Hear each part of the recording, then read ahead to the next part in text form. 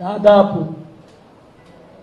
9 కోట్ల ప్రజలకు సరి అయిన వైద్యం లేదు అని ప్రజాశాంతి పార్టీ అధికారంలో రాగానే అధికారంలో వచ్చిన ప్రతి నియోజకవర్గానికి ఒక సంవత్సరంలోనే తల్లి పేరుని ప్రైవేట్ చారిటీ నా ఫండ్ ఉంది కనుక రిలీజ్ చేసి ఫ్రోజన్ ఫండ్ 1 ఇయర్లో 100 కోట్లు ఖర్చు పెట్టి 100 నియోజకవర్గాలు గెలుచుకుంటే 10,000 కోట్లు, 150 గెలుచుకుంటే 15,000 కోట్లు, అన్నీ గెలుచుకుంటే 17,500 కోట్లు మాత్రమే ఖర్చు అవుతుంది. ఒక 50 కోట్లలో ఒక మంచి హాస్పిటల్, ఉచిత విద్య, ఉచిత వైద్యం రెండు చెరుకో 50 కోట్లు.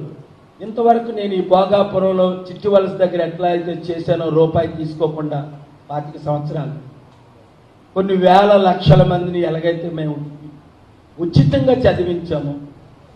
మెదక్ దగ్గర సంగారెడ్డి అంటారు, ఓ 1200 ఎకరాల్లో అక్కడ చంద్రబాబు నాయుడు గారు ముఖ్యమంత్రిగా ఉండేటప్పుడు ఇనాగరేట్ చేశారు. ఇప్పటి వరకు ఇప్పుడు కూడా ఆ చారిటీ నడుస్తుంది అనాథులకు. ఇంతవరకు ఎక్కువ బాగా నడిచేది ఎఫ్సిఆర్ఏలు క్లోజ్ చేసే తర్వాత ₹1 విలువ ₹1,00,00,000 అయిపోయింది మనకి. ఎందుకు? మాకున్న ఎఫ్సిఆర్ఏలన్నీ క్లోజ్ అయిపోయాయి 2007లో.